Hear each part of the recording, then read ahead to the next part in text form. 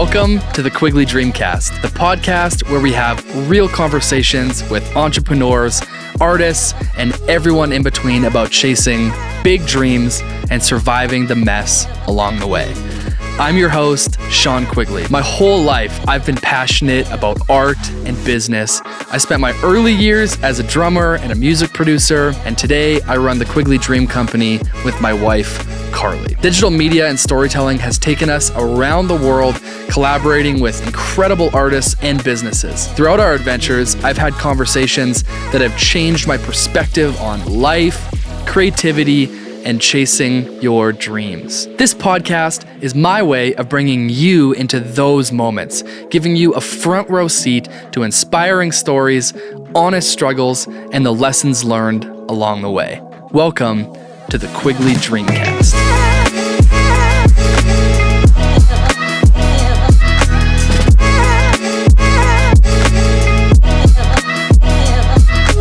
On today's episode, we sit down with Aaron Gillespie of the legendary Underoath. I can say with confidence that modern rock and metal would not be what it is today without bands like Underoath. Aaron's songwriting, his drumming, and his vocals literally helped shape an entire generation of post-hardcore music. I've long admired his other projects like The Almost, and we can't forget his 5-year run drumming for the almighty Paramore. In recent years, Underoath has embraced massive collaborations, like their feature on Bring Me the Horizon's post-human NeX GEn, and earlier this year, Underoath released one of their finest records yet, The Place After This One. Aaron is an open book. He's honest, he's thoughtful, and genuinely inspiring. I feel incredibly grateful to have gotten the chance to sit down with him at this point in his life and career. So without further ado, we jump right into this one. Here is Aaron Gillespie. Music is the thankless, it's not thankless, but it's the sleepless job. You just do it all the time. Right. Do you know what I mean? Like you don't stop doing it. Like, no. There's this fact that I know that I love where it's like, I know that if I wasn't doing this for a living, that I would pay to do it because I did. Totally. Do you know what I mean? I do. Like we traveled in a van with $0 and slept on people's floors and whatever else. Yeah. You know? I do. Like Johnny Cash, who was one of my heroes, he died, a number of years ago or whatever. And he there's this footage and I don't remember where, I don't even know where to tell you to find it, but he's in a house like 48 hours before he died, and there's probably 35 or 40 people in this house watching him play. 2 days before he died, and he's apologizing for his voice and like how it sounded. He's like, "I'm sorry, I got some laryngitis," and he's fucking dying. You know what I mean? It's Johnny Cash. Yeah, well, he's dying. He's literally dying, and probably knew he was dying. But I feel like in music, you paid to do it for so long, and it was so hard to do for so long. Mm-hmm. And then you become gainfully employed by it and you still don't, you won't, even if it went back to the other way, you can't, obviously there's parameters, like you have a family and whatever else, but you're still going to do it. You know 100%. What I mean? You're still going to go and do it. You know what I mean? I would. I am right now. Yeah. This is what we're doing. We're doing this because we love it. If you went down to one camera, you'd still do it. Of course. You know what I mean? Yeah. Strange. But I wouldn't because I'm obsessive about it. Yeah. Like I love the nitty gritty, the details. I love the production of it. That's what makes it great. The same way that like you're a producer. If you get the vocal take on a phone, but it's the one, who cares? Oh, I mean, it happens more than you would like to admit. Totally. Like, it's about the end result. It's about the art, the expression. I sent a song to Atmos Mix yesterday. Yeah. From the road here that is it's a day of demo vocal. Good. Just because sometimes you can't beat it. It's not about like the note. To me as a producer, it has nothing to, the notes and shit I don't really care about. It's like it's the vibe. Did I capture, do I believe the person? Yeah. Right? I think if music's taught us anything, even like tongue-in-cheek pop music that's designed to catch people. Yeah. most of the time, like in the vocalist, you can hear that they're like, they meant it. I was thinking about this on the plane over here, and I was comparing it to like a painter. Like when they're like mixing paint on the thing, it's not very analytical. Like there's no numbers there. Like, Sure. Sometimes in music, it's like, plus 1 dB, minus 1 dB. That doesn't exist in that medium. Yeah. And I think in songs and music, we could learn something from that and go, maybe we should remove that. Especially in music production, because it's become so visual now because it's so digital. So visual. You know what I mean? Like back in the day, like I have an acquaintance he's been in the business for like 40 something years. He's in his 60s. Yeah. And he's like, his first shop was Electrical 80 in New York, and he was like a tape boy. So he ran the tape machine and got coffee and cigarettes, and was kind of a bitch for Bob Clearmountain, who's like a huge producer who's still in the business. Yep. And he said they were tracking somebody, and he interrupted Bob to tell him that the meters were red. Right. And Bob goes, "Is it distorted?" Yeah. And he goes, "No, then leave me the fuck alone." Yeah. You know what I mean? Like that, it was different. But now everything's so visual and so readily available, which is cool. You can make great albums in your bedroom. Exactly. You know what I mean? Yes. That's a super cool thing. Yeah. But we've become so visual, where you see something is red or you see something is too quiet, and you're like, "What's wrong?" Even if it sounds good. Yeah.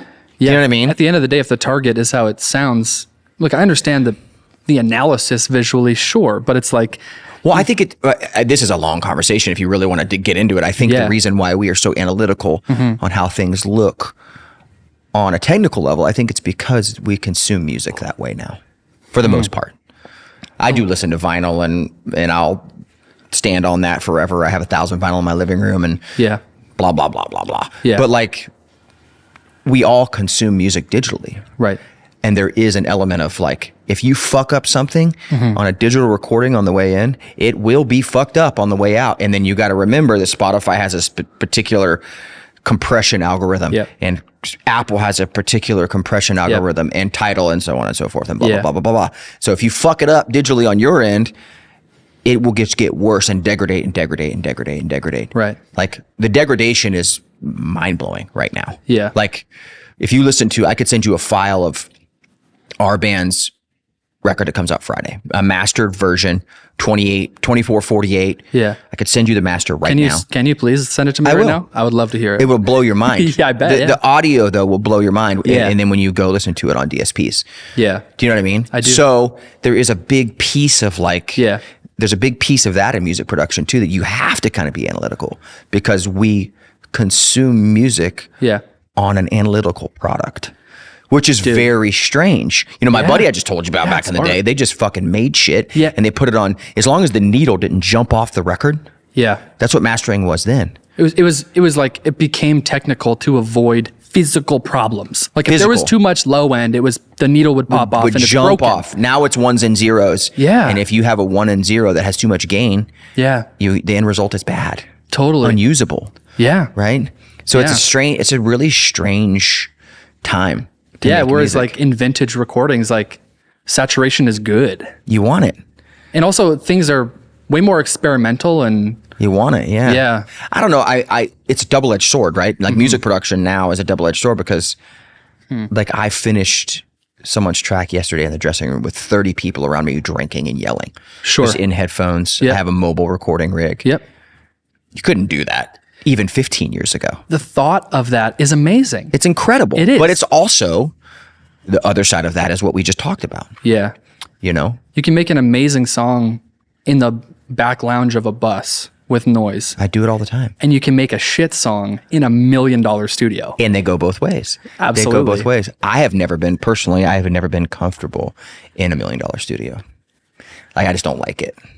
Tell me more about that. Because you guys recorded the new record like in like a cabin or something, right? Yeah. Tell me about that. Yeah. My studio in Nashville, where I do predominantly country artists, is a house as well. Yeah. I don't live in it, but it's just it's a house. When I was younger, I grew up with no money, and I always wanted to be in a band, and that dream happened, and then we got to make records, and you know, that's an 8-hour story, but like, of course, I always just felt nervous in those places. You know, you get in there and it's like, do it, monkey, you know, and there's a guy on the other side of the glass and you're like, damn, dude, like, I feel like I'm, you know, doing a cartwheel with my clothes off. Right. And I'm embarrassed and I'm scared. And if you mess up, you're really embarrassed. And I think that the most important thing for a performer, and this should come from the producer or the person leading the session, is you got to dare to suck. Yeah. Because there's no good performance in look how good I am. Totally. Nothing good comes out of that, in my opinion. And, you know, 20 some odd years into the business, like, watch what I'm about to do, bitch. Like, that's never good. Ever. No matter how skilled the person is. It can be the most skilled musician on whatever X insert instrument. You never get a good performance out of like, check out the size of my dick. Like, that doesn't work. Plus, what is relatable to people in perfection? Totally. So who's going to relate to that? You have to dare to suck, which means you've got to take these big leaps when you're performing in a studio and on stage, but particularly as we're talking about the studio. So those really fancy places, you feel like you can't suck in there. I feel that way now. So a few months ago, I had written a song that was on a large country artist album. Yep. And they were recording the album, and they wanted me to play drums on the song. Yep. And I was like, okay, well, there's people for that, like, but I'll do it. So I show up, and it's like, it's Blackbird in Nashville, which is like, it's like arguably the best studio in the world. I have a crazy story about that we'll circle back to. And I'm really, really seasoned and into this business, and I still felt like in the very back of my soul, like a little like, don't fuck up. Right. Do you know what I mean? Yeah. And it's a great performance, and it's on the album, and it was a single, and everyone's happy, whatever. But I wonder if he would have came to my place, and I think the result would have been better. Right. And I think how you feel about it is one of the most important things, right? So you're the performer, you're the artist. If you feel like it could have been better, or you feel like that's the most important thing, like, isn't the art for you? If you look at pop music right now, like the biggest music in the world right now, which is like Sabrina Carpenter, Taylor Swift. Yeah. If you listen to those records, I just listened to the Sabrina Carpenter record. Insane. It's so good, but it's all over not perfect. It's not. It's her laughing at one of her performances. Yeah. There was a take where she's laughing at herself and what she just said, and they kept it in because people like it. It's fun. Like, name someone who doesn't like to laugh or feel good. People like relatability. It's not even about humor or sadness. Yeah. Or people crave relatability, and I think that's why Taylor Swift is the biggest musician in the world. But they want something real. Because Taylor Swift isn't Katy Perry. Totally. Katy Perry, who's like untouchable. Totally. I was at a party with Katy Perry one time, and she was across the room, and there was like an aura around her, and she was still married to Russell Brand, and they were fucking over there and hanging out. And like from me to the wall in LA, and no one dared talk to them. Right. And I had been around her for years before when she was on the Warped Tour or whatever, but at this point she's a star. And now her music feels that way to me. Yeah. It feels untouchable, and it's great. Yeah. But the reason why Taylor Swift is so popular because her music doesn't feel that way to people. And now she obviously has that aura, and she's a star. But of course, there's a piece of her that feels like human to people, and I think that's what people really want, even if they don't know it. Like if you went and let's grab a person out the store off the street. What's your favorite kind of pop music? You know, do you know about pop music? I like the slickness of pop music. That's not really what pop music's about. Pop music became pop music because people related to it. And relating to millions of people is very hard to do, right? Like, you think about that thing, like, to create something that resonates with such a large number of people, that's kind of an insane feat when you think about it. I think so. I don't know. And feel free to disagree with me. Honestly. No, I kind of agree, and I kind of don't, because now it's just a weird thing now. It's easier now. Like, what you're saying is easier to do now because of TikTok and because of... You know what I mean? Yeah. Like, and it's also harder. Like, and I'll leave a lot of people nameless in this interview just because I think it's the right thing to do. Totally. But I wrote 2 songs that were on this Country Girls debut album, and it just came out probably 6 or 8 weeks ago, this album, maybe less. Sure. But these songs were written like a year and a half ago. And she was on a different label at the time. And they had spent $250,000 producing this album, right? Huge. The best producers in Nashville, the best musicians, you know, Sound Emporium, like they did the whole thing. Yeah. And she didn't have a viral moment, so they dropped her. Wow. So it's easier and harder. And then she had to get re-signed and start over from scratch because she didn't have a viral moment. Yeah. So the powers that be now that run popular music, whether it's country popular music or rock pop, whatever, what they really want is an organic thing to happen in order to push the product. Sure. But you can't make an organic thing happen inorganically. You know what I mean? Yeah, you can't. It's like contrived organic is an oxymoron. It's like that is. But that's what. It's TikTok. It's Reels. Yeah. It's Snapchat again now. Yeah. That's where people want stuff to blow up on first. And there's a whole argument to be had on, is there any real A&R in the music business anymore? And I don't feel like fighting over that. Because yes and no. But like. Sure. So that's the thing, is it's easier because you have the power to become popular and to relate with people in your pocket. Yeah. This podcast was created by the Quigley Dream Company. At the Quigley Dream Company, we specialize in bringing your vision to life through powerful storytelling and stunning video production. We're your one-stop shop to market your business. Whether you're looking to tell your brand story, capture unforgettable moments, or enhance your digital presence, we're here to help make that happen. So if you've got a dream, visit thequigley.com to get started today. It's not the industry that you grew up in. It's not the industry that I made a living in. That's not the, you know. Yeah. But it's there's no money to be made off recorded music anymore, unless you're a solo artist and you're streaming 50 million times a month or whatever. Yeah, sure. It is. There's money in that way. Yeah. So that's a skinny, weird road to go down. But I mean, and in vinyl, you make money off vinyl. But like the way it used to be, where people went to a record store and bought your records, there was a shitload of money to be made. Yeah. You can make a lot of money making music. You know? But hasn't the live show always been the thing for Underoath anyway? For us, yeah. Like, isn't that the thing anyway? Like, I grew up watching like Slipknot.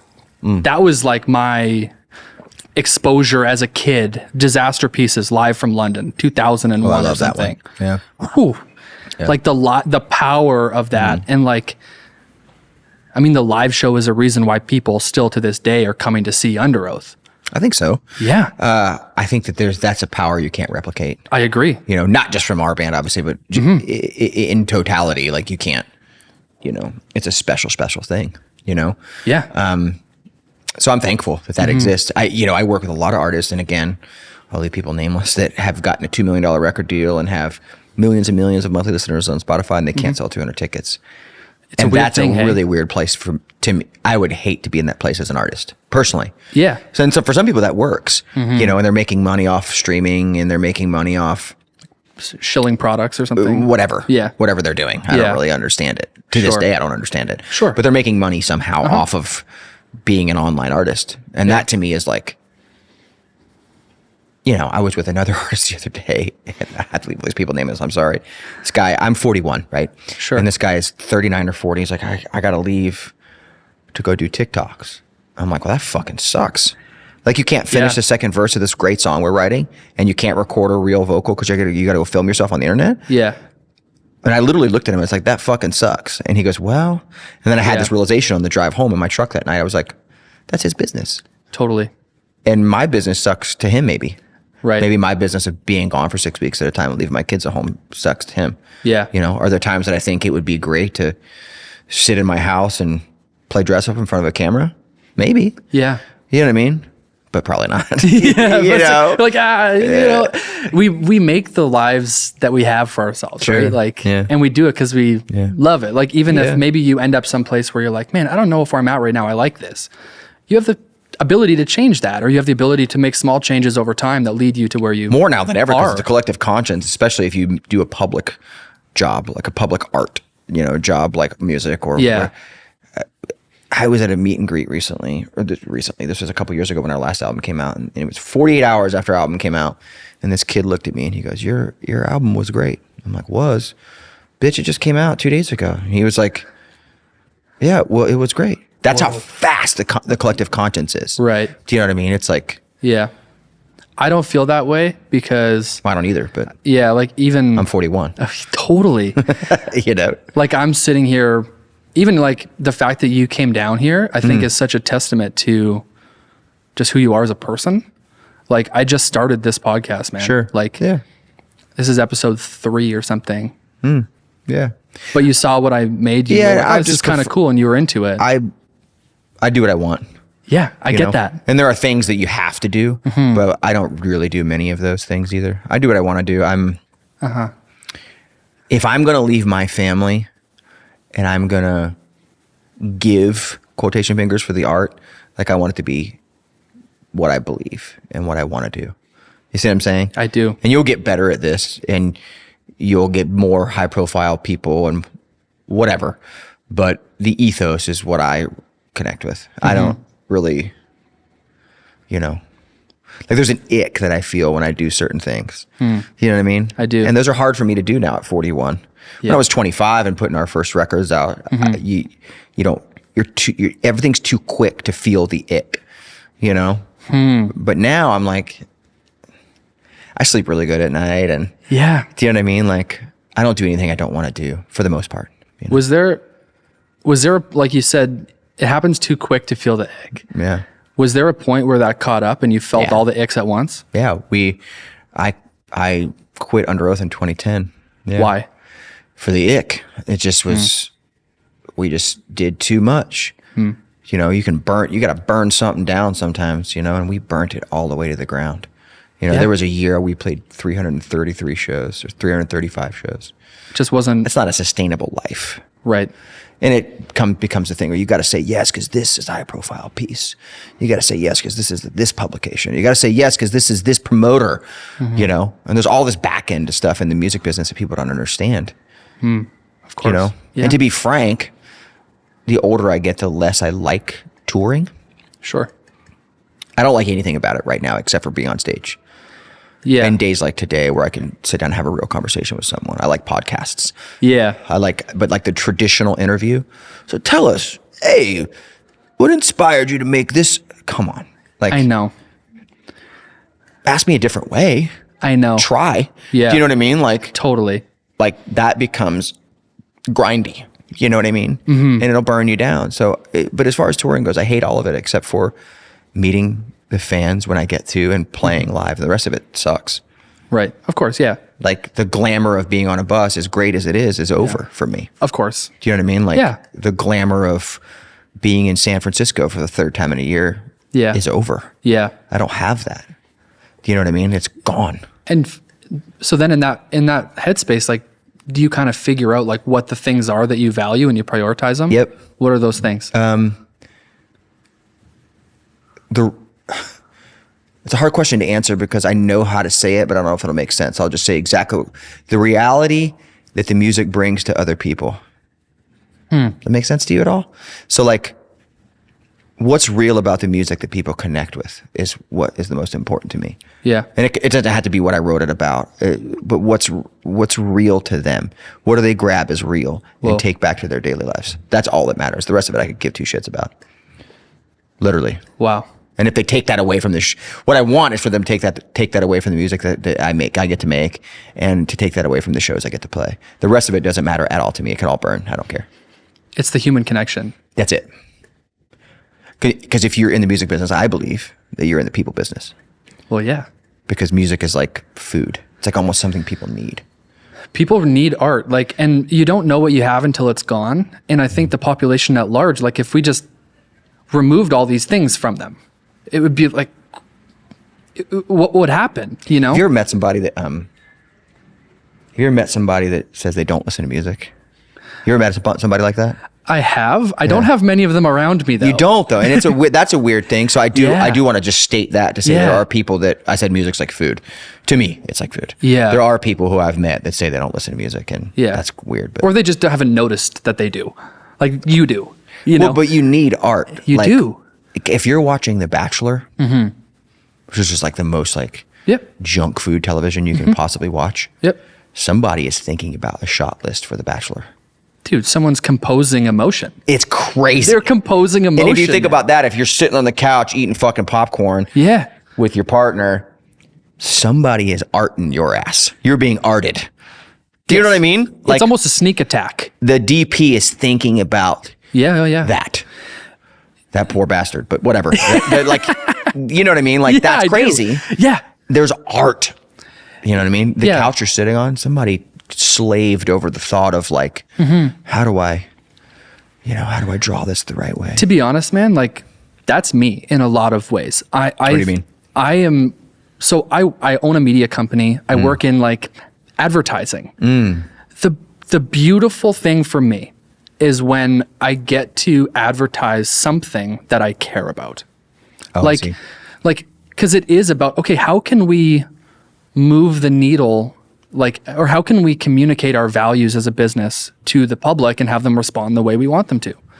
That's really cool when it's like something that matters, like it's something positive or you know what I mean? Or something you're passionate about. Something that matters to me. Yeah. Because what matters to me doesn't necessarily matter to everyone. And that's awesome. Like the diversity in this world is such a beautiful thing.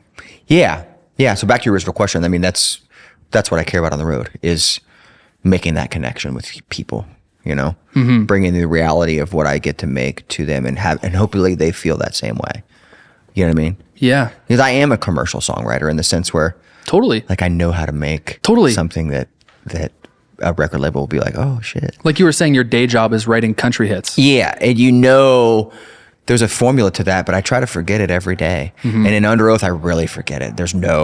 I don't care if Underoath is on the radio or not. And I never have. Because Underoath is, and I don't want to put words in your mouth, but it's like, it's the shed out back where there's no rules. Dude. Yeah. Has it always been that way? There ain't even a shed on that bitch. It's like it's falling apart at all times. Like, that's how we like it. It's always been that way. Yeah. Awesome. That's how we like it. It's just like it's out of control completely at all times. There is a danger of it falling off the rails at any moment, including tonight at the Padres field. It's just, that's what it is. Yeah. It's like a weird, like unbroken horse. And I think that comes from having 5 people who have 5 different musical backgrounds and 5 different musical tastes, all trying to do the same thing at the same time. Does that make sense? Like, we're all trying to be in a rock band together. Yeah. We all listen to 5 different types of music and have since the band. You listen to the same shit at first because that's what gets you going, and then you kind of ebb and flow. Yeah. And we grew up together and then completely apart. We all became different people. Yeah. And keeping all of that on the same track is crazy. And that's what makes it what it is. That's why it always feels like it's going to explode. Right. You know? Yeah. But there's like, I would assume that there's like a common understanding of like, you've been on this journey together for so long that like where you're at now, you wouldn't be without all those different things along the way. Yeah, that's the common understanding is that we know what it is, and what it is it's ours. And the only thing we can do to keep it ours is to still let it just breathe and be its own thing. In the sense where like creatively, there's just there can't be a rule. That's why all of our albums are so wildly different, but they all still sound like us. Yes. Because the only thing that makes Underoath, in my opinion, is the people in it. The music is like an amalgamation of feelings at that time. Yeah. Do you know what I mean? And the only reason it sounds like Underoath, in my opinion, is because it's the 5 of us, and that's what it is. And you can't replicate that. No. The uniqueness of it. No. Yeah. No.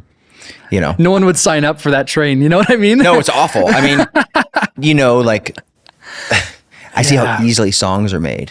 Songs are made pretty easily, and sometimes they're hard. Yeah. But for the most part, I make a song every working day in Nashville. Sure. Monday through Friday. Yep, totally. And they're all perfectly good songs. Yeah. But none of them could pass as Underoath songs because the litmus of getting it past the other 4 people. So it just takes months sometimes and years. And because you have a stroke of brilliance that someone else thinks is stupid, maybe, you know. Stroke of brilliance is pretty generous. Thank you. But I think that you have an idea that you think is right. Sure. Do you know what I mean? Have you guys gotten better at navigating that? No. Like it's still like this? No. Yeah, of course. Yeah.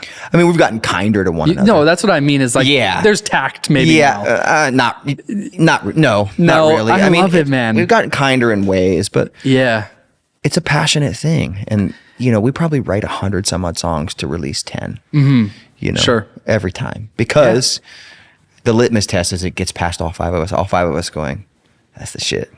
It's hard to do. Totally. It's hard to do. I mean, think about you're married, right? How many times do you disagree with your wife? A lot, man. A lot. Imagine if you were married to 4 of her. That would be wild. That's what it is. That'd be wild. That's what being in a band is. That's why bands break up. Totally. You know, that's why marriages for band members fail too, because you got your actual partner at home, and then you have 4 other partners that you spend more time with, and you spend with your partner. It's a fucking mess. Yeah, it's a very challenging. It's a fucking mess. Yeah, you know. So imagine you're a polygamist now, and you're married to 4 people. Right. It's so crazy. Yeah, that is crazy. And navigating 4 different emotions and 4 different opinions and 4 different tastes. Do you know what I mean? Like motivation. Motivation. We all have different tastes. We all have motivation. Yeah. Like Spencer very much is still into being in a band and doing and being a band guy. Yeah. And it's awesome and it's inspiring. Yeah. I could give 2 shits about it. Being a band guy. You know what I mean? Yeah. I don't give a fucking rip about it. I care about connecting with people through music. I don't care if that's in a studio or on stage, but I don't care about being popular or known or anything like that. And not to say that's what he cares about, but he still likes to be a band guy. So for yourself in that place, like, how did you get there? Like radical acceptance, my therapist would say. You know? Elaborate. When I was younger, I wanted to be famous. Do you know what I mean? Yeah. And it kind of happened in our way, you know? Totally. I mean, I was famous in our, and then I realized that it doesn't mean anything. And then, and now I'm 40 and I just radically accepted that what I love the most about all of this is still the way that music makes me feel. You know what I mean? Yeah. Like a set of chords can make me feel a certain way. And I don't know if that's a blessing or a curse.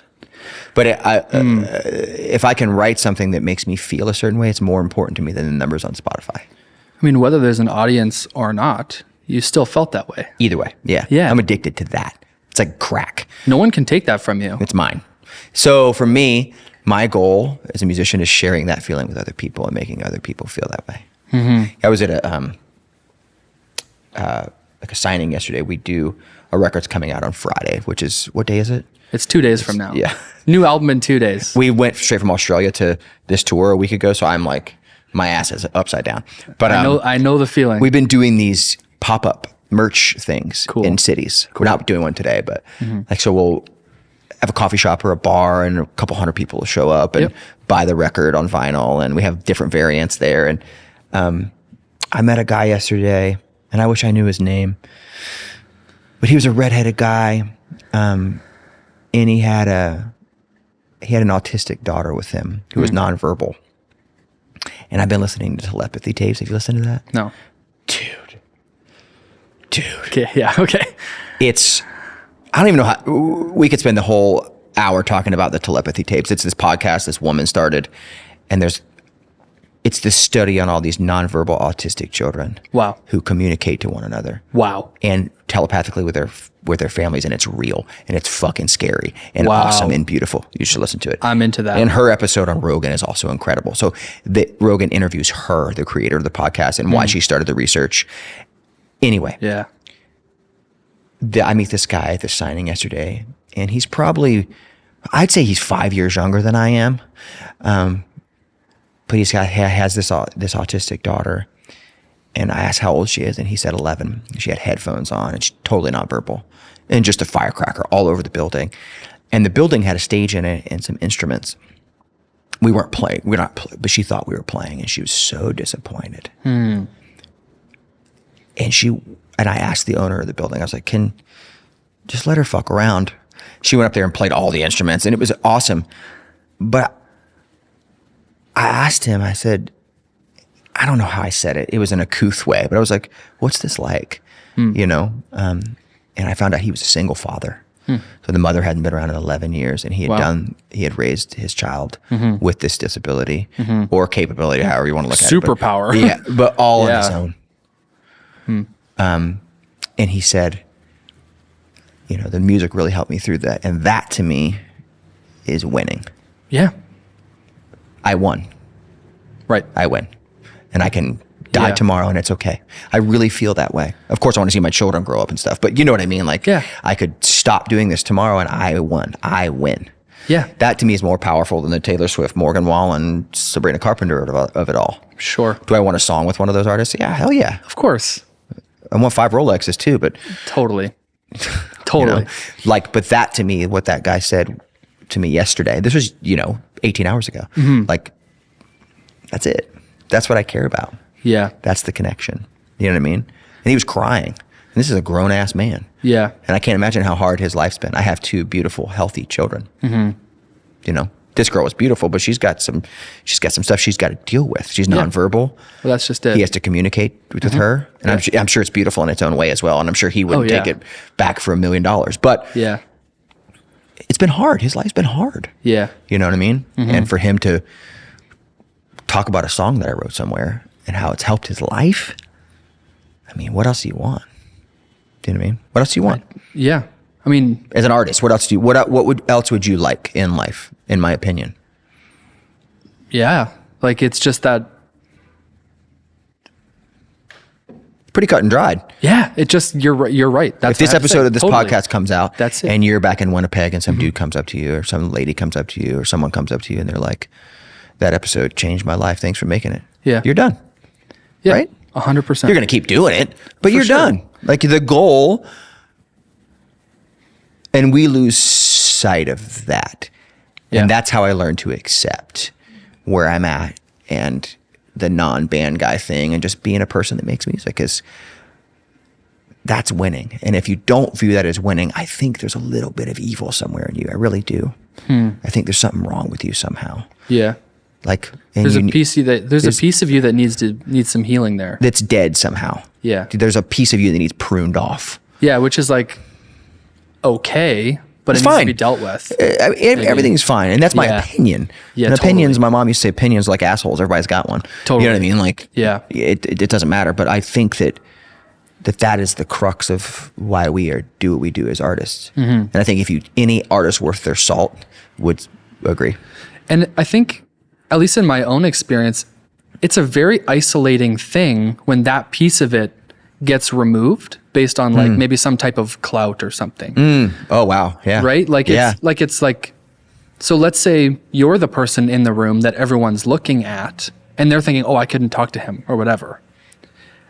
That's an isolating thing. And like to break down those walls can be so beautiful. It's everything. It's the whole point. It's the whole point. Yeah. I can't imagine being somebody like Taylor Swift. It would, you know what I mean? I'm sure she hears the things that I hear too, but the scale. I know. Because she probably is more isolated than I am, because she probably doesn't hear those things a lot because she has to have 8 bodyguards or someone will eat her hair. Right. You know do something weird or whatever. Yeah. Yeah, dude. Yeah. Yeah. Wear her skin or whatever. Yeah, totally. Being Taylor Swift is wild. That is an existence. Well, I think that's an isolating thing on its own, just the no one understands me. I spent some time around her. I spent an evening around her one time. When Underoath was broken up, I played drums for Paramore for 5 years. Yep. Which is a whole other podcast. But yeah, we were playing at the Hollywood Bowl for this breast cancer awareness thing. Yeah. And this was like this was superstar Taylor Swift, but not now. This was like Shake It Off Taylor Swift. Yep. That era. And she was backstage walking around. I didn't talk to her, but she had this. She's very tall. Like she's really tall. And it was almost like she was like trying to crunch herself down to be shorter. It was very interesting. And I thought about it for a while after. That impacted you. And she's beautiful and like poised and like everything that a pop star is, like had an assistant running around after her, the whole thing. Yeah. Like television pop star. Right. But there was this slight curvature to her shoulders that I noticed. And I wondered if like, is she trying to be smaller to like be less of a person. You know, I don't think it's about her stature as a human, her height, but I think that it was like this body language. It was strange. Or less of a star, more of a person. That's what I mean. I've thought about it ever since I saw it. Yeah. It was weird. I will never forget it. I smoked cigarettes at the time. This was 10 or 12 years ago. Sure. And at the Hollywood Bowl, you could only smoke in designated areas. And it was like out by this loading dock, and there was these road cases, and I would just sit on them. You know, we were there for like 14 fucking hours. It was televised, and it was cameras and blocking. And so you're like a giant pain in the ass. I'm just hucking darts, man. Yeah, like, just fucking banging darts in the back, dude. Yeah. and she kept walking by me, and every time it was like, you know, it's interesting. I thought about it ever since. I told someone that story the other day. It's fresh in my mind. Interesting. I do want to ask you though, because there's defining moments in like the career or whatever. That like, I know them for me. I don't know them for you. But the ones that I want to ask about is that like, so you touched on it, like you played drums in Paramore. You headlined Reading Festival with Paramore. I can't think of a more like, so like as a kid who grew up going to the Warped Tour, you know, I saw Underoath for the first time, early 2000s Warped Tour, Calgary. I think about like, so then you fast forward, you are playing drums with Paramore. Okay. And you play Misery Business at Reading in front of 90,000 people. What does that experience mean to you? Like, how do those things come together in your mind? No one's ever asked me that. I think they're the exact same. To me. Yeah. I think that obviously there's pressures of like, when you're playing someone else's music, it feels like there's no permission to like fuck around or like mess up. Like if I mess up at the Padres stadium tonight, were they gonna kick me out of the band? No, it doesn't matter. They'll laugh at me. We'll laugh together about it. Yeah. But if you mess up Biz, if you miss the, I never did, but if you did, I hear you. What would happen? Yeah. You know, I did mess up. That's what you get one time at a Hilton corporate event. And they all laughed with me because it wasn't like a show. Yeah, it was like, this was the money gig or whatever. Whatever. Yeah. But like, I don't know, like they all feel the same to me in a way. In many ways, like it's more nerve wracking to do like a Warped Tour or like a big hometown show. Because all your friends and family are standing around the stage. Right. They can see you from the back and what your hands and feet are doing. I mean, Reading and Leeds is like, it's 100,000 people. It's insane. You could be a bean in a pot of, you know, refried beans. It doesn't, you don't even know. Like, no, if you're on the drum set, you're like 100 yards from the state audience. Yeah. It's like, they're not even there. You could be watching it on television. Yeah. That's what it feels like. Yeah. The magical thing that night, which I don't know if you can find it online, but the PA went out, turned off. There was like a power problem. Like during the set? Oh yeah. Tell me that story. It was awesome. So there's like 100,000 some odd people. Yeah.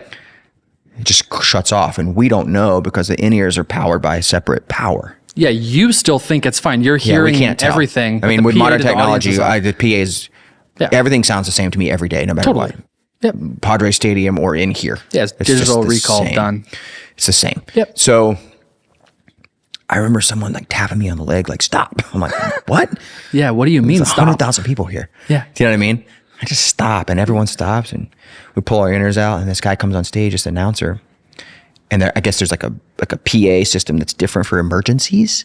Sure, maybe they have it running off a Jenny or something. It's like on these big sticks in the air so people can hear if like someone needs medical help. I don't understand it. Sure. But I sat on the drum set and got to watch her play Only Exception with just one microphone between her and a guitar in front of 100 and some odd. It was incredible. That was the best part. That was the best part of the day. Yeah. Shit like that I like more than the big show. And this is a big show, you know, like 6-truck, massive production. Yeah. And that was the coolest part. And I've always felt that way about. Isn't that the moment that the fans probably went home thinking about too? That's all that. That was my favorite moment playing with Paramore. I didn't even play. That's lightning in a bottle, man. I sat there and watched. Someone brought me a beer. Yeah. It was great. It's my favorite moment of the whole thing. Wow. Yeah, of the whole 5 years I spent there. Yeah. And, playing all over the world and on television and at Madison Square Garden and Yep. all the things you dream about as a kid. My favorite moment was that moment when the PA turned off and everyone was so stressed and I just kind of sat there and drank a beer and watched. It was awesome. Wow. Yeah, man. I mean, that's the thing, dude. Like, you couldn't plan that if you tried. but they're all the same, really, in a way. Like, to me, like communicating your music in a physical, live fashion to people. I don't go for the like make it great every day. Of course, I want it to sound good, but I just go for, like I said earlier, I want to make you feel what I feel. How do we get there? Yeah. You know what I mean? How do we get there tonight? Yeah. And sometimes the most powerful way to do that is with the PA turning off. Absolutely. Or something bad happening where you laugh about it. Or I resonate with that so much because I do I know how this stuff works. I know a lot of the bands with the technology and all the stuff. Mm-hmm. It's great. Yeah. But when it becomes a hindrance, like when things go sideways, lean into the moment. Dude, it's almost. It's the. Do you know who Chris Stapleton is? Yep. He's a massive country singer with like one of the best voices ever. Yep. But the first show I saw after COVID, like as a parishioner, like as a punter, as they say, I was a Chris Stapleton show. It was 30, 40,000 people in Salt Lake City. And my wife had a baby over the pandemic and hadn't been anywhere. Like we had a child in June of 2020. And I think it fucked her up permanently. Sure. And she would tell you the same thing. Yeah. But like, she's weird about our child right now. Like to the point where certain people, she doesn't want to watch the child. And like, she's the most adjusted person I know, but having a baby in the hospital, she thought she was going to have a baby alone because they opened the hospital to spouses the week before our daughter was, the stress of it was wild. But we went and saw Chris Stapleton and I thought, something this big, and my friend is his guitar tech. So we get there late. We had gone to dinner. Stuff just started opening. So we had been drinking. We get dropped off at the back. I'm like, this is the best night. And I'm expecting this huge boom, clack, pow production because that's what it is now. Yeah. That's what people are doing. Yeah. Oh, yeah. It's a one up. Like how much fire and bullshit can we have? Yeah. And to be honest, that's not the production that I like. I like the Bruce Springsteen at all. Bring me like 18 vintage guitars and like the best songs you've ever heard and make me feel, that's what I like. Sure. So we get there and Stapleton had built his own stage that rolled out onto the stage out of the same wood they built RCA Studio A out of. And with all this vintage gear and just white lights and him and his wife and his friends. Whoa. And it was powerful. Yeah. And I looked over at my wife and she's just bawling. And yeah. I'm like, what's going on? She goes, I have no idea. She's laugh crying. Yeah. And that to me is like my favorite type of show. And there was a moment where he put the band went away and he played an acoustic guitar for 30 minutes in front of 30,000 people.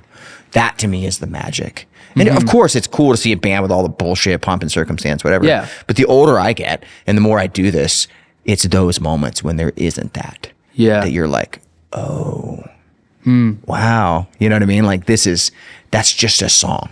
Yeah. At that point. And that's the international language, like it doesn't matter. Yeah. And that's why I think the older I get, the more I pull back from all of the pomp and circumstance. Yeah. And why the only exception on a emergency PA was my favorite moment of a band that I got to be part of. Dude, I got chills when you said that. I was like, I would do anything to experience that moment. It was magical. Yeah. It was magical. I'm happy you got to experience 100,000 cell phone lights, it was amazing. It was amazing. I'm stoked that you got to experience that. That's amazing. So cool. I didn't even play. It was my favorite moment. Sometimes that's how it goes, man. Yeah. Sometimes that's how it goes. It's funny how you're like, because obviously like there's something so beautiful about that. I want to like kind of poke at the opposite though and go like, think of a band like Bring Me and your collaboration with them. Sure. Like I would consider them to be that like show production it's thing. Incredible. Yeah. Utopia is like being able to maybe do that and keep the authenticity. I don't know. Like the collaboration between you and them, how did that happen?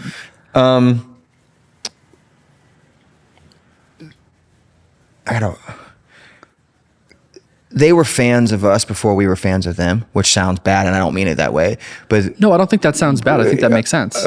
And then they made That's a Spirit record, which is like the transcendent metalcore record of all time. Yeah. And they were like the next Underoath. It was us with Define the Great Line and Chasing Safety. Yep.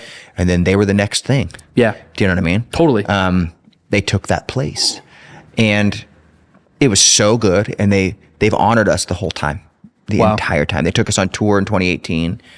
And it was amazing. Yeah. And then they asked us to be on the song because it kind of sounds like Underoath. You know what I mean? And he knew that. Like the working title had the word Underoath in it. And he knew that. That's and so cool, though. He called Spencer and I. He was like, will you sing on this song? It sounds like Underoath. And we're like, yeah. He Ollie is who I'm talking about. Yeah, of course. He's brilliant. Yeah. He's brilliant. He's one of the best songwriters I know.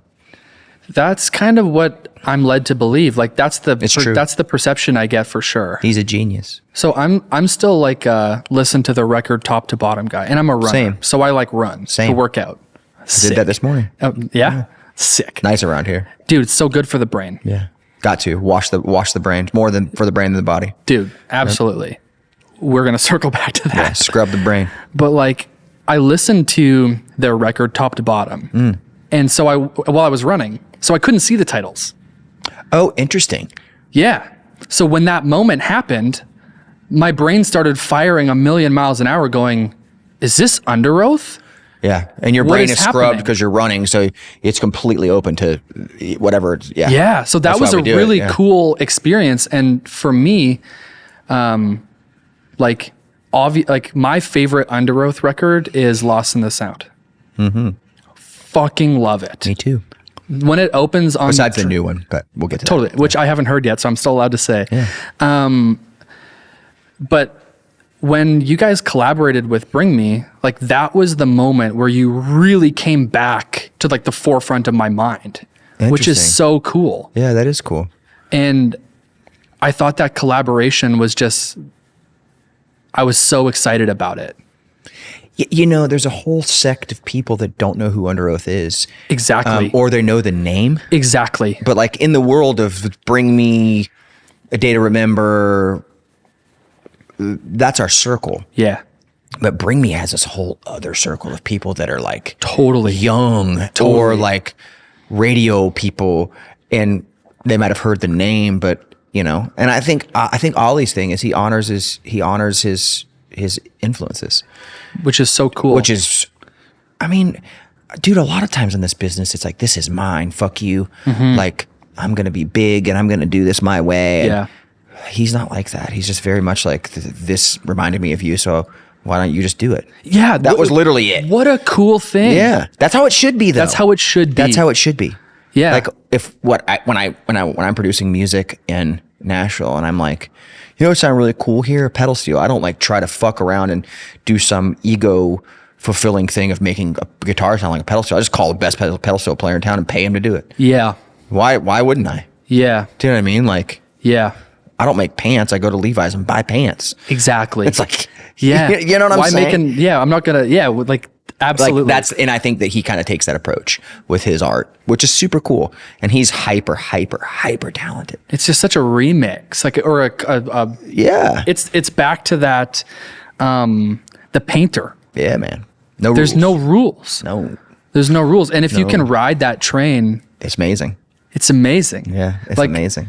That's the moment where like Underoath really came to the forefront of my mind again. And I was so excited because I was like, there's a whole generation of people, like rock music is back in such a big way. Yeah. It's never really went away, but it's back in such a big way that like, I'm excited for tonight. There's going to be 10-year-olds, 15-year-olds.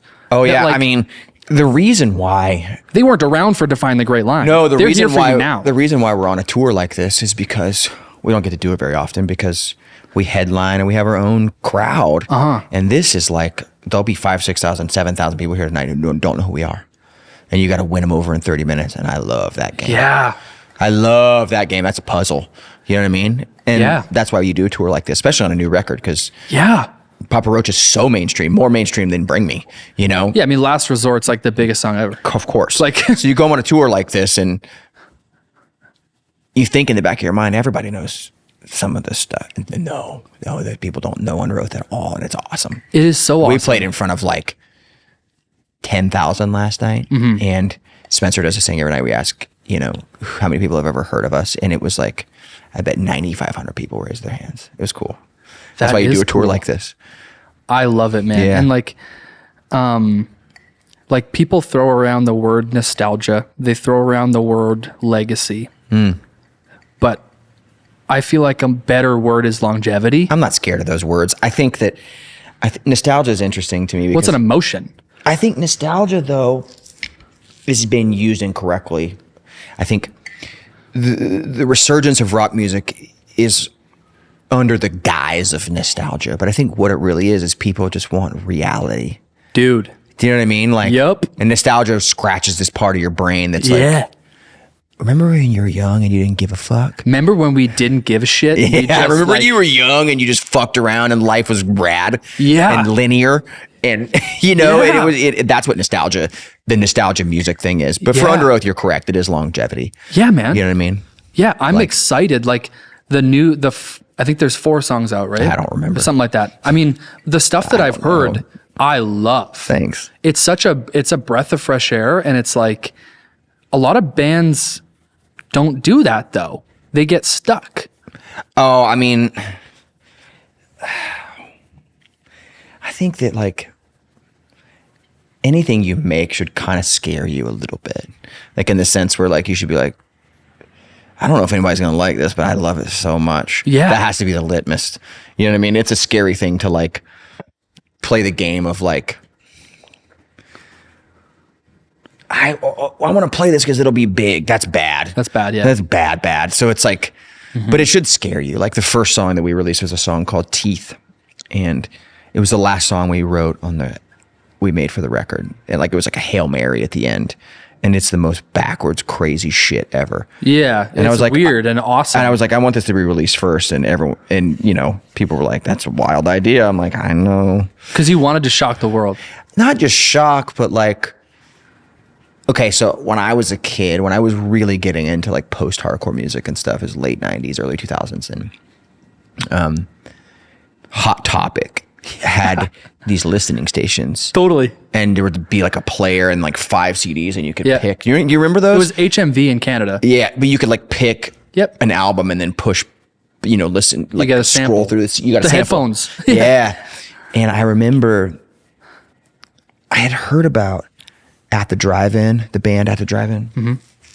Relationship of Command was the album, which is probably my favorite post-hardcore album. But anyway, it was in this Hot Topic thing I listened to the first time. I was like, this sucks.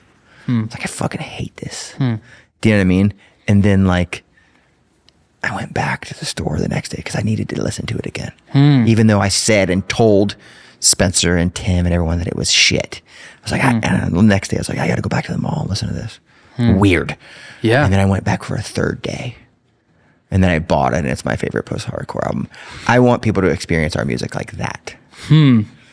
More than I want them to go, this slaps. I mean, that's a cool that's a cool response too, but like like when the Sabrina Carpenter record came out, the first song on there is called Taste, and it's like the most earwormy, like, I leave quite an impression. It's like the most it's like perfectly written. I listened to it on a loop for like 24 hours and then never again. Totally. You know what I mean? Dude, like, okay, that's a thing. Like, and that's a thing. But the music that I hate when I hear it at first, but there's something about it that pulls me in, I'll be on that shit for 25 years. I'm still listening to that fucking album that I went and listened to in Hot Topic. And that's the experience that I want our fans to have.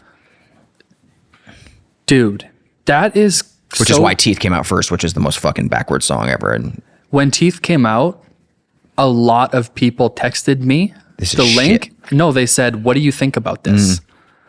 They were like, I hope you didn't like it. I don't remember how I felt about it, but I know how I feel about it now. Yeah. I know that a snare drum on beat 1 and nothing else is insane. You bet. But you've never followed the rules though. Like you don't play the drums like I'm a conventional songwriter person. First. Exactly. I got to pee so bad. Yeah, do it. Yeah, go. Just go. Pee break. This podcast was created by the Quigley Dream Company. At the Quigley Dream Company, we specialize in bringing your vision to life through powerful storytelling and stunning video production. We're your one-stop shop to market your business. Whether you're looking to tell your brand story, capture unforgettable moments, or enhance your digital presence, we're here to help make that happen. So if you've got a dream, visit thequigley.com to get started today. We back. Yeah, I approach drums like a songwriter. I've never been like the drummer's drummer, you know?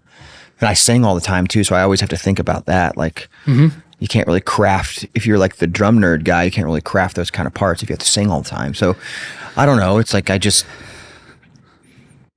remember when I was in elementary school and Smells Like Teen Spirit came out. Yeah, totally. The simplest, dumbest thing. In the beginning, it's like the hook of the song in a way.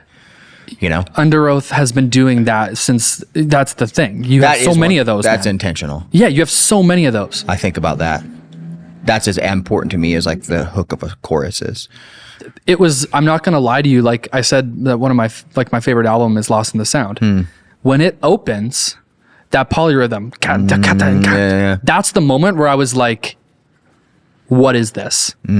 That's one of those moments, man. Yeah. I think that.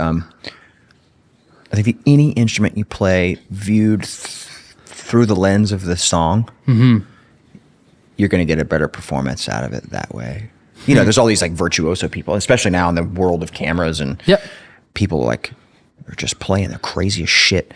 Oh yeah, there's guys in their bedrooms playing like 8-string guitars who are just like animals. And that's so cool. Cool. It's so cool that you have that ability. So cool. That doesn't do anything for me personally. Yeah, it's more raw. Yeah, I mean, for me, it's like I watch it. I'm like, your talent is the breadth and width of your talent is terrifying. Yeah, totally. But I also just that's not through the lens of song to me, and maybe it is, and I'm too ignorant to know. But like, you know, you also said before. I think maybe we were recording, maybe we weren't. You said you thrive in chaos. Totally. Yeah, that's what I want. So I think everything good is like on the edge of breaking apart. Did you see the This might be like dicey. Some people might at me for this. Did you see the new Timothy Chalamet thing? No. The Bob Dylan thing? No. Dude, it's so good. I'm kind of a Timothy Chalamet fan, but cool. And I'm a huge Dylan fan. I've seen Dylan before, and Dylan always does the opposite of what you think he's gonna do. Like I saw him play in front of 20,000 people at the theater. He played piano the whole time. I was like mad. I was like, fuck. Yeah. What are you doing? Yeah. And then when I left, I was like, that was pretty cool. You know what I mean? Well, yeah, because he's like, this is my house. You're just living in it. Yeah, but Timothy Chalamet plays Dylan, and the movie is from Dylan being like a panhandler, riding a train or whatever, to Newport Folk Festival when he went electric. And the lore behind that is folk music was like a sacred thing then. You know what I mean? Like you had like it was Woody Guthrie, who was on his deathbed at the time, and Bob Seger and, you know, Pete Seeger, and it was like you couldn't be amplified. That was the whole thing. You know, the Cafe Wah in the East Village, which is still there, and all these, it was like the folk music thing. There was a label called Folkways. Like folk music was the thing. Yep. And you didn't have a band. It was like you and a guitar, and if you didn't do that, you were like a poser or whatever. And he became the biggest of the big folk musician, like the biggest. And he decided to get a band and do it at the Newport Folk Festival, which was like, that shit was illegal back then. Right. And the performance, people were like throwing shit and booing. Yeah. Like and it was so chaotic and crazy and awesome. Yeah. And at the end, he comes out and plays one song, folky, like they wanted him to, and he goes, is that what the fuck you wanted? And he walked off. But it was such a beautiful performance to me because he believed so much in it that he was going to live in the chaos. Yeah. You know what I mean? And as I get older, it gets harder to like say yes to the chaos, because I thrive in it and I love it, but I know what it takes now to make something that's commercial and clean and simple and to the point. And you have to almost dig at the music now to make it authentically chaotic. You know, and there's guys in my band who are better at that than I, because they write less songs than I do, frankly. Right. It's almost like method acting. Like it when is. People really, they're like, I'm going to put myself in this reality so that I can, do it from a sincere place. I love what we make and I love what we do, but at times it does annoy me because I know that I could streamline it. Sure. You know what I mean? But I have 4 other guys going, we don't buy into your expertise, bro. You know what I mean? Like, well, it's a time and place for everything. There's like, do you feel like it's like there's day job Aaron and then there's like Underoath Aaron. Yeah, and there are different humans. Yeah. And day job Aaron, the Underoath, there's always a piece of it in there, which is why I think I have a day job, is because people feel a little bit of the fucking... People want the edge. People feel a little bit of the animal that's in there and they're like, I want that, but can you just make sure he's like tied to a tree somewhere, or whatever. So everyone wants like a pet tiger till it eats you alive. Yeah, dude.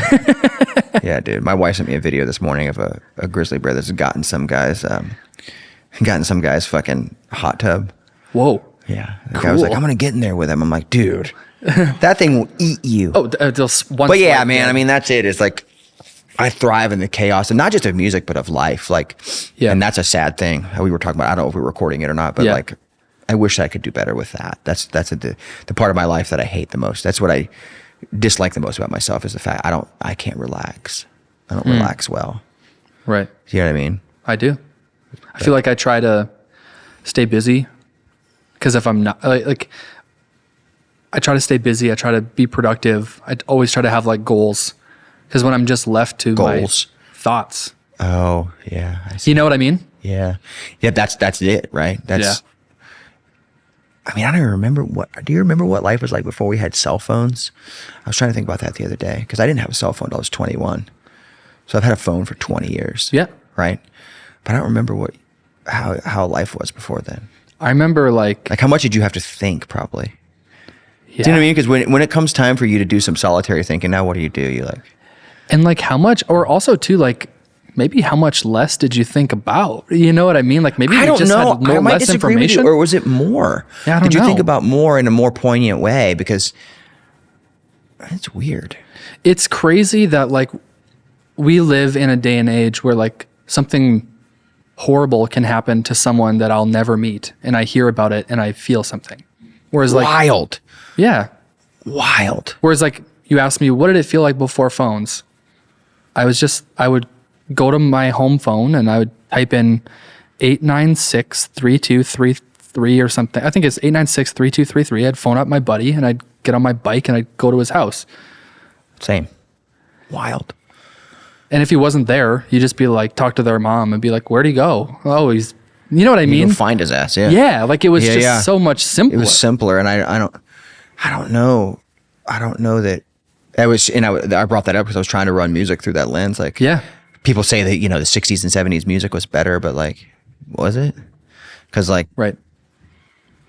I'll admit this. Like, if I'm writing a song for another person, like the night before, I'll go to their Instagram page and see what the fuck they're about. Sure. Which is a weird thing to do. Kind of. There's like a voyeuristic aspect to that makes me feel funny saying it on a microphone. Yeah, right.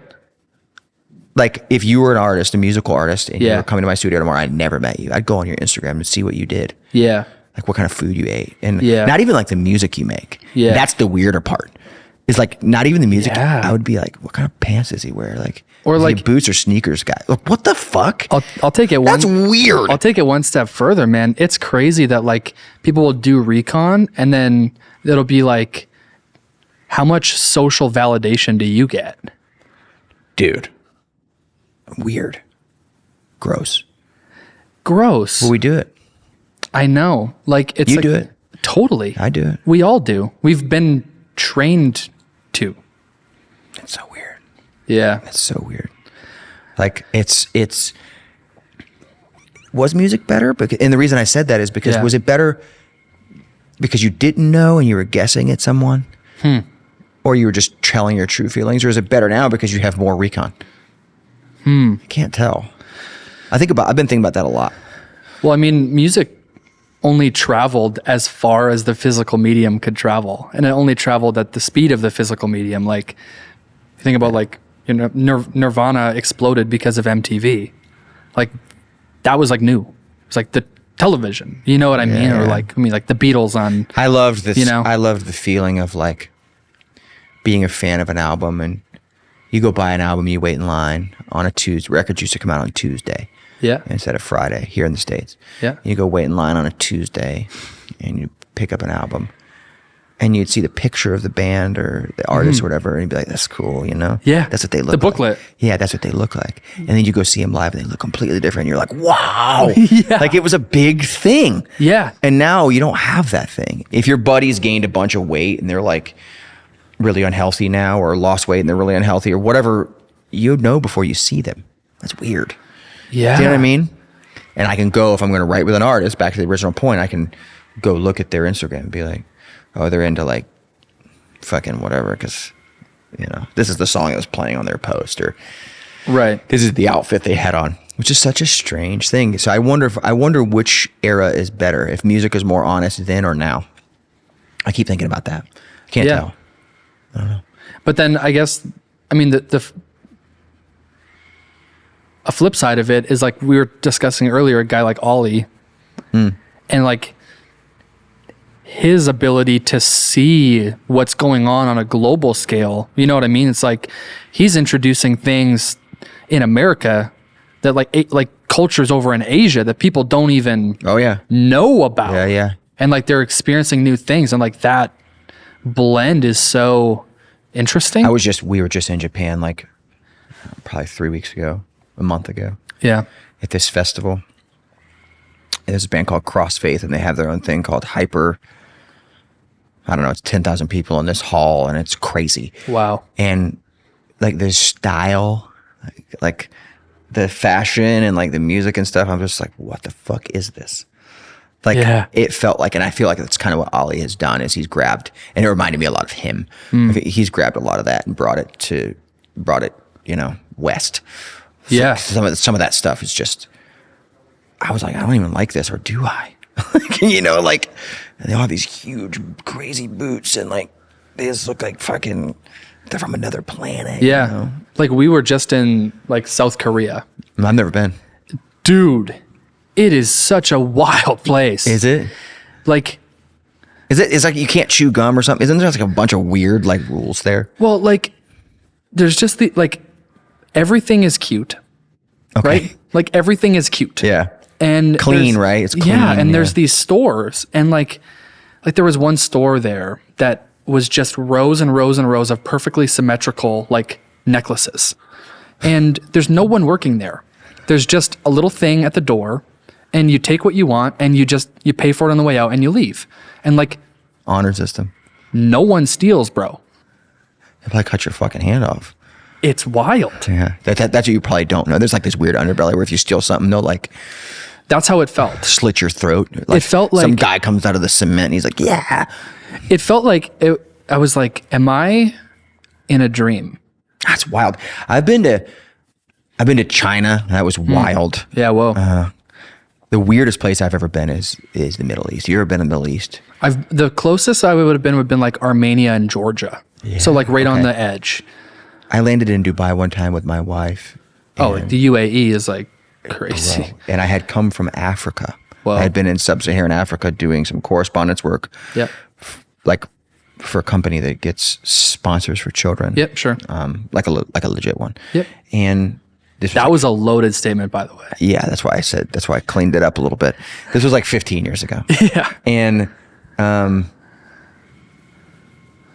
so you have all these drugs when you go to Africa. Like when you're like in the villages in Africa, they give you like drugs for your guts and drugs for yellow fever, and malaria drugs, and I didn't take any of them because they made me feel insane. Whoa. Like the first 3 days we were there, I took all the drugs you're supposed to take, and I was like, I can't do this. It made me feel, I was awake all night, like staring. Like my body says no. So I just stopped, which may or may not, I'm here today, so whatever. But so when I landed in the UAE, I had bottles and bottles of pills. And they thought I was a dealer. Whoa. And they separated us and searched and searched and searched, and it was wild. Whoa. It was wild. Well, that's like wealth like that doesn't exist anywhere else in the world. Yeah, but it's also like it's different. You know, there's wealth that's insane in Beverly Hills and there's wealth that's insane in Miami, but the wealth there is just it's another thing. Do you know what I mean? I do. It's another thing, but they're also very traditional at the same time. So like one of the weirder places I've been. It was fun. But, yeah. I have to ask. Shoot. Why do you love NASCAR so much? My heritage is a big piece of it. I grew up watching it, yeah. You know, in the South. I'm from the South. My mom's from Georgia. My dad's from West Virginia. And I just like that. I like that it's static, like in a circle for the most part. They're adding stuff now because they're trying to get a younger audience, and F1 took off so much after the Netflix show. Dude, did it ever. Yeah. Yeah. But I don't know. I like the aesthetic of it. I love. And then I just love like 40 globs of metal going 200 miles an hour in a circle. Something about that feels so dangerous yet so controlled to me. I love it. And I have a bunch of friends who are drivers and I just love it. I love cars anyways. Like, so dangerous and controlled. Yeah, I love cars. I love gas cars. I know that's not cool now anymore either, but I love like old cars and I like chrome and engines and motorcycles and boots and shit. Yeah. You know what I mean? Like, yeah, you like that. I like that stuff. I know that's like not like the sexy thing to say anymore, but it's just what I like. Yeah, man, you like what you liked. You know, I know that now it's like more socially accepted to not like things like that, but it's who I am. So yeah, I don't know what to do about it. You know what I mean? Yeah, you can't teach an old dog new tricks. You don't strike me as the type of dude who like needs to be socially accepted. You know what I mean? No, I don't really care. You don't strike I like me as racing. Yeah, I like racing because I think there's a payoff to me of like I've been in all the shops. Like there's 500 people that work for some of these companies and they work for years and weeks and then they just blow the car up in 4 hours. That's crazy to me. It feels like music to me in a way where you spend like 3, 4, 5 months a year working on something that's 31 minutes of music. Right. There's a weird sickness to that I get down with, dude. There's a lot of correlation there that I didn't think about. Yeah, there's like a weird sickness that I get down with. Like, I know it's like a gross thing to think about, but I like the idea of like, you know, really slaving and working over something that you're going to use for 31 minutes. I like that. You know what I mean? Because whatever you get in those 31 minutes is going to blow your hair back. You know what I mean? Like, dude, you work on that car for 6 months and you're going to blast that bitch around Daytona for 1 day. That's cool. Dude, I mean, you know what I mean? That's touring. It is. You spend 23 hours in an airport to be on stage for 50 minutes or whatever. You know, 90 minutes if you're headlining or 27 if you're the support, whatever. Yeah, whatever. Yeah, totally. That's touring. I'm into that shit, dude. You are. I like it. I like the grind of that because you know that the reason I like it is because you know that what you get is going to be insane. Last Friday, I went to my friend Philip owns this chain of sushi restaurants called Sushi from Scratch. Okay. And they're like Michelin star places. And 10 people fit in the restaurant. There's one in New York, there's one out here in LA, there's one but he lives in Austin. And he hosted us last Friday. And it was incredible. Like, it's 18 pieces of sushi. It makes each one by hand, sits in front of you, pick it up with your fingers and eat it quick. Yeah. And it happened really fast. Mm-hmm. But I know that he makes his own soy sauce. Mm-hmm. He doesn't like white rice, but sushi is white rice. So he found a process to take the husks off of brown rice to serve you white rice, but it's really brown. Right. I mean, wow. He spent his life doing this and preparing this. They make their own soy sauce. They make their own vinegar to season the rice with, you know, perverse amounts of detail and work go into this 18 pieces of sushi. I fuck with shit like that. I don't know why. Isn't that your whole life? It's my whole life, and you're just going to eat it and shit it out. But I'm so into it that I like shit like that. Yeah. So racing, music, like I just like stuff like that. I don't know why. It's because we're crazy. No, I really think the real reason, I've thought about this a lot. Yeah. I think the real reason is because those 18 pieces of sushi were the best 18 pieces of food I ever put in my mouth. and he knows it. Yeah. Do you know what I mean? I do. And 100%. he knows it. He knows I'm just going to shit it out in the morning and it's over. But he knows that he spent 12 hours before preparing it. Yeah. But he knows that those 18 bites, I was like, damn. And when you're trying to win that race in that car, the thing's going to go 200 miles an hour only for 3 or 4 hours. Yeah. But people watching it be like, God damn. When you get on stage and you bang your head and the music is so defined and crazy and you spent years making it and people are going to see it for 40 minutes or listen to it once. They're like, wow, that's a thing, man. You know? It's almost like that's what you're saying. Like that's the moment for you. Yeah. It's your whole life is this labor to get to tonight when you sit behind the drums and some maybe 15-year-old kid, maybe 50-year-old person just goes, whoa. Yeah, man. That's the stuff. You're the sushi chef. Those are the things that I like the most: cooking, race cars, and music. Yeah. I don't really like anything else. That's your life. Kind of. Yeah. Yeah, I don't really like anything else. It's a good life, man. You know what I mean? Like, I don't know. I think that I've thought about this before, and this is kind of morbid, but I've dealt with anxiety my whole life, which is a whole other podcast, and that maybe we'll do one day. But Part 2. Yeah, but I've had this thought, which is so dark, but my anxiety is like health anxiety stuff. That's how it has manifested in my life. Yeah.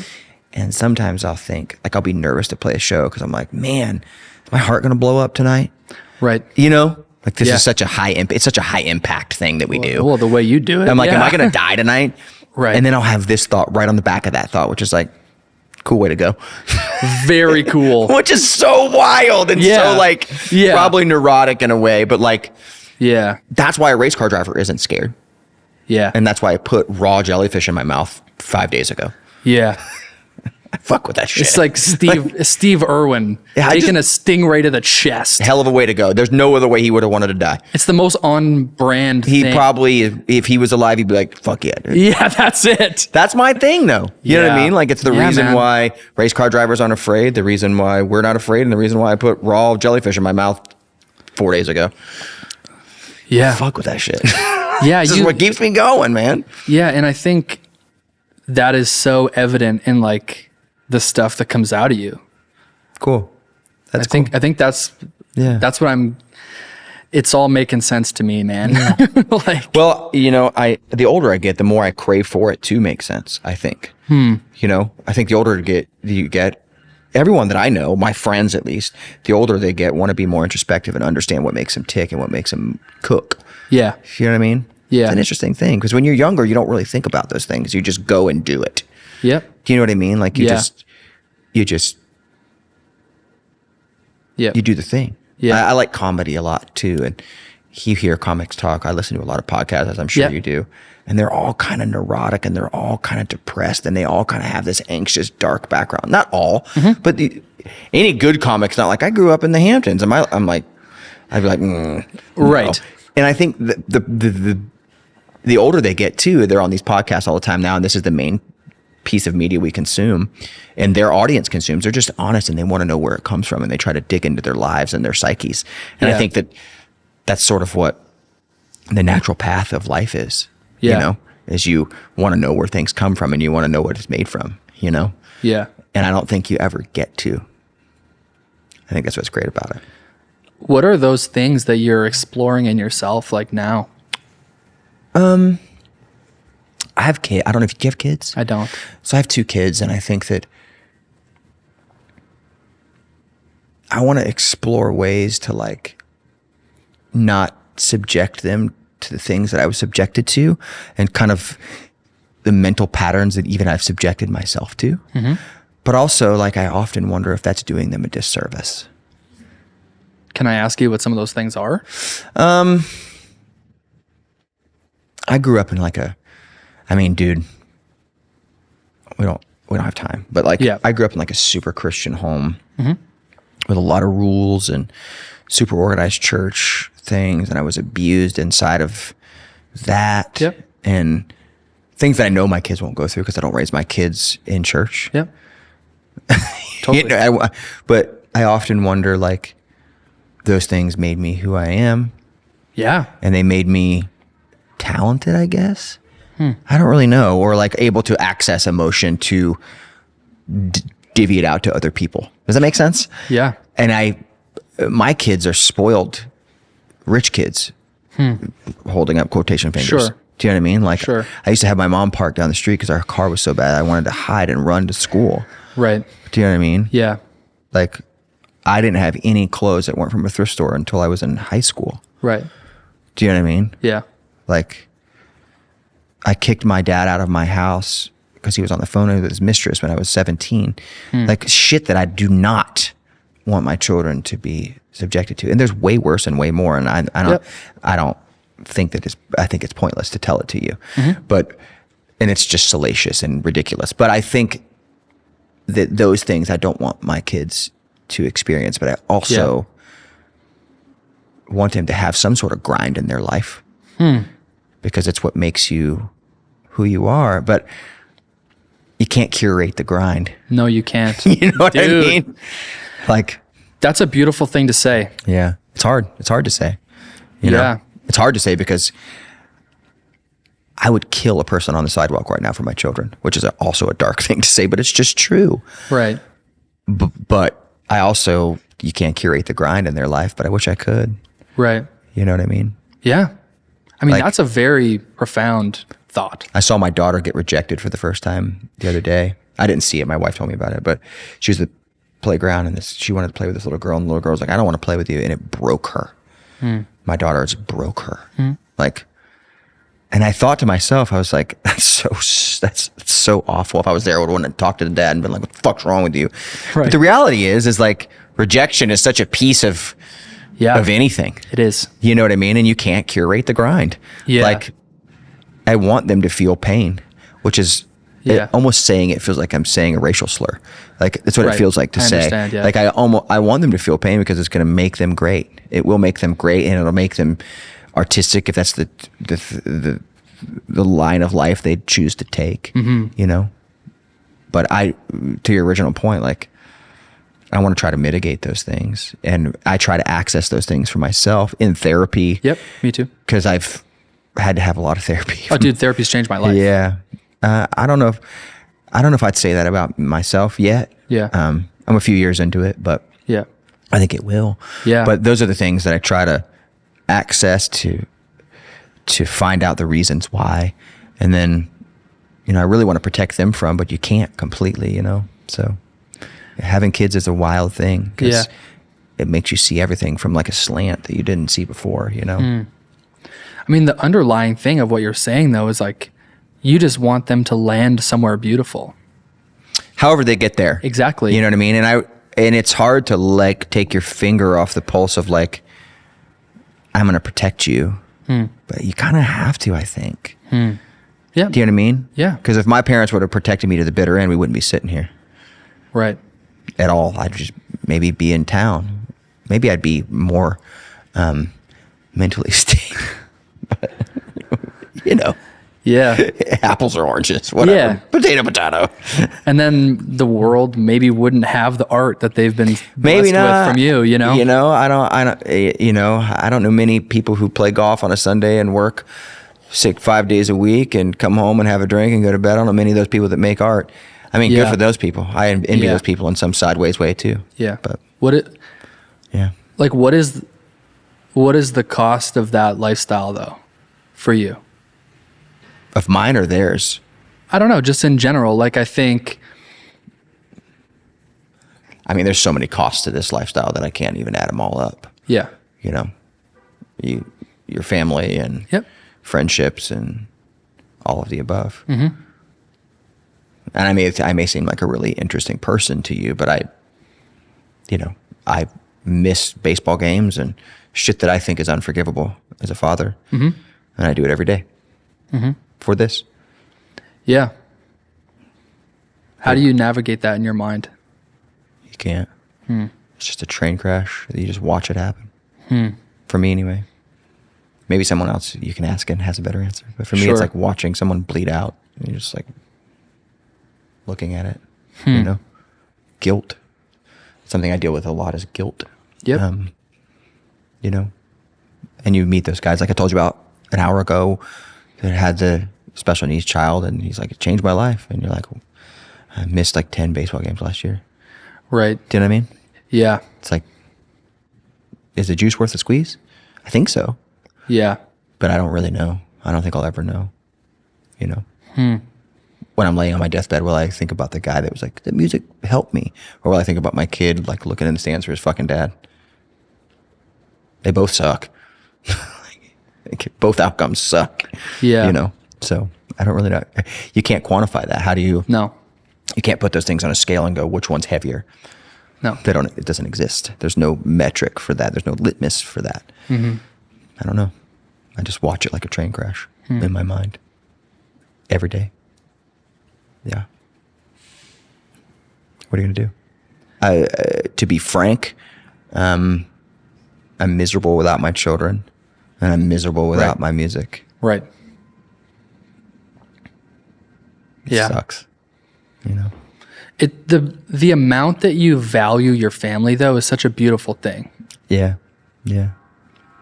Like, we could sit here and we could go down, like, the fork in the road that could happen here is like, we could go down the negativity train if we want to. Absolutely. But like, yeah.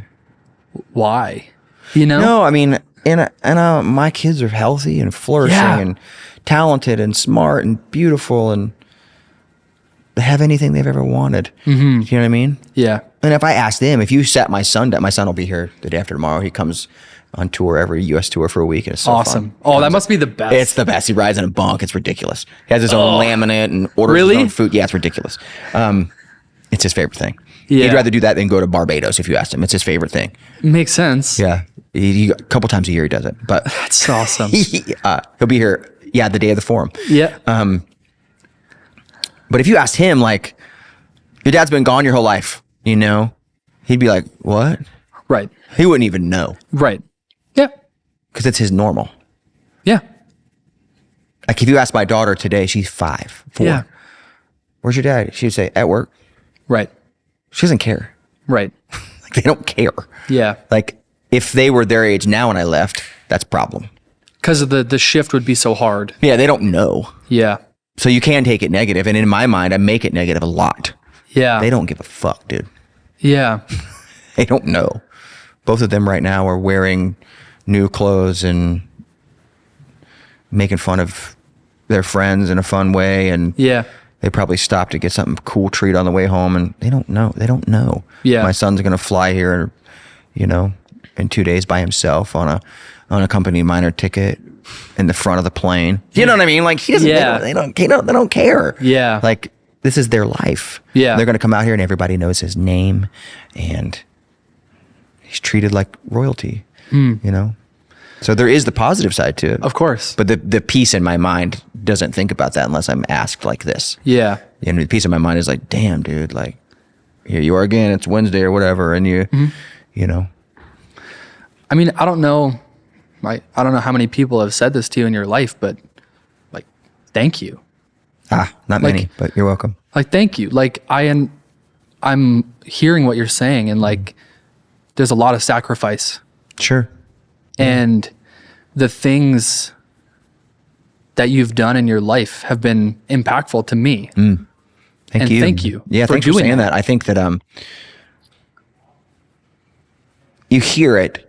You hear that from people when they buy a T-shirt. They pay for your kids to fly to you, and they pay for your kids' new clothes. Yeah. But just hearing it face value is cool. Yeah. Because you don't hear it a lot. You know what I mean? Like, at face value from somebody's guts is like, it's pretty special to me. You know, you don't hear that a lot. There's a modicum of thank you when someone's singing back to you, or, you know, they're, like I said, they're buying a T-shirt, or they, you know, they say that was dope. There is a modicum of thank you to that. Of course. But it's not the same as like a peer. Yeah. You know, going, thanks, man. Yeah. You really don't hear it from your peers. You know. So you're welcome. Yeah, man, cuz like I could go on and on about the moments in my life where art you've created has launched me in the trajectory that I am now. Interesting. And I think I mean, I've experienced this in my own life where I know that stuff I've made has done that from other people, but it goes out into the world of the internet and you never hear that feedback. I mean, you do in the ways that you just said, but I think, I just wanted to take the opportunity to say that. That's awesome. Say like, I appreciate especially when you're talking about the sacrifices that you make in your life and like the things that are, there's good, there's bad, there's everything in between. I mean, that's everyone. That's the human experience. We all make them, right? And it's different for everyone. I think that, our lives as creators and artists and people that play and tour, it's no different than anyone else's. It's just a different scale and it's in a different direction. Yeah. And I think that the more people realize that, the more they can relate, It's the same, really. Yeah. You know what I mean? Because there's like, even circling back to like the new record, like I think of like the song All the Love's Gone. When I heard that song for the first time, I could picture myself in moments where I was like, that's me. Sure. Right? Like that's the best music, that. in my opinion, is when you're like, oh my God, that was for me. He wrote that for me. That's the best music. Right. Yeah. Or at least maybe like, not like you wrote that for me, but I'm like, I've felt that same thing. Yeah. That's kind of how I view it though. Like, I guess I'm hyper emotional when I got into music and something made me feel that way. I was like, oh, that's for me. Yeah. That's the Taylor Swift of it all, right? There's a billion little kids and adults or whoever being like, me too. Yeah. Folklore, that's me. Yeah. Whatever. you know what I mean? Like that's why there's 30,000 people every 20 minutes at, doing whatever she's doing. But it's a weird thing. I don't know, the parallels that the heart wants what the heart wants. And I think that sometimes if you're honest with yours, it'll touch somebody else's, as cheesy as that sounded. Shit. I don't think it sounded cheesy. I think it's genuine. I'm pretty cheesy. Well, there's nothing wrong with that. I'm old, man, You're a dad. I'm not cool anymore, dude. I'm not cool anymore. I'm old now, man. I love it. Dude, like, I feel like we could talk for another 3 hours. I get fired. But I feel like, I'm like, you probably... I get in trouble if we talk for 3 hours, and I was an hour and a half late, and that's on me, and I'm sorry. No, don't be sorry at all. Dude, we got to go for breakfast. Oh, good. And it was awesome. You had a nice morning then. Oh, it was great. My morning was pure hectic, so I'm glad that yours was nice. See, that's... again, this is my break for the day. No, but dude, I appreciate you saying that. Like, I appreciate you saying that, because I was hoping that would be the case. It was really nice, man. I think that this medium is so special, and there's a reason why it's so popular. I agree. Because it's just the best way to do this. If you want to have an interview, quotation fingers, with somebody, in my opinion, this is the only way. To be frank with you, I say no to a lot of the other types of interviews. I make Spencer do them, or I'll do one every once in a while. But you can't really tell what a person, and you grab blurbs from those interviews and it's always like, that person's an asshole, or that person's gracious, or whatever it is, and it's always the flip of it. This medium is like, you at least get a sizable chunk of the pie. You walked away knowing kind of what I'm about today. Yeah. And there's a lot more, but in 2 hours, it's like, you're going to get a gist. You're going to get a gist of what I love and what I hate, and, and how it relates to you. Or at least like people will walk away knowing what bubbled to the surface when me and you interacted. I think what's so Which cool, is so I think what's so cool about that too is podcasts kind of take away a little bit of ego from me. Right. Because I don't feel cool today in front of you. I allow myself on these type of things to be vulnerable, and I'm not cool today. And I'm not cool any day, but you know what I mean? Like I'm not putting on a thing where you're setting up a room for me and you're like, Aaron from Underoath, here's 8 minutes. Tell me all the greatest stuff about you. I told you about a lot of bullshit. Yeah. And I think that is what people actually want. I agree. Do you know what I mean? It's the reason why gossip magazines and bullshit and like in the grocery store aisle exist. Right. People love to know what happened to Taylor Swift when she was little. They would love it. They'd pay. You know what I mean? Yeah. Like, totally. Give us some dirt. Yeah. So I think that this medium is just so special to me because you can really get a sense of a person and the host as well. You know what I mean? Like, take it or leave it, but that's why Joe Rogan's so popular. Mm-hmm. Take it or leave it. I mean, I know people hate the guy, but if you talk about Mitzi Shore to him, he will cry his eyes out. Sure. On camera. Yeah. Unscripted. And he's like a big buff macho guy. Totally. And if you talk about Mitzi Shore, he will break down on his cameras in his studio and cry like a bitch. Yeah. Pretty cool. Pretty cool. You know? I do, man. And I appreciate you taking the time. Yeah, thanks for having me. I appreciate you taking the time to do it and like. Good luck with it. Just giving a shit about Yeah, good this. luck with the rest of it, man. I know that you guys are just getting rolling, and I think that you got a cool thing here. So I'm excited to circle back. Yeah. I'm excited to circle back, and I'm excited. In a year from now, when you have like Athletic Greens as your sponsor, and do you know what I mean? Fucking Takova's boots or whatever. Do we have to pay them now that you said that? No. Just kidding. I don't work for them. I don't have any sponsors. Yeah. Thank you so much for tuning in to this episode of the Quigley Dreamcast. I hope you enjoyed this conversation and found it as inspiring and insightful as I did. If you loved this episode, don't forget to subscribe, rate, and leave a review. It really helps us reach more dreamers like you. And if something in today's episode resonated with you, feel free to share it with a friend or on your social media platform. Finally, if you're out there chasing your dreams, remember, it's not always easy, but it's always worth it. Keep going, stay inspired, and we will see you next time on the Quigley Dreamcast.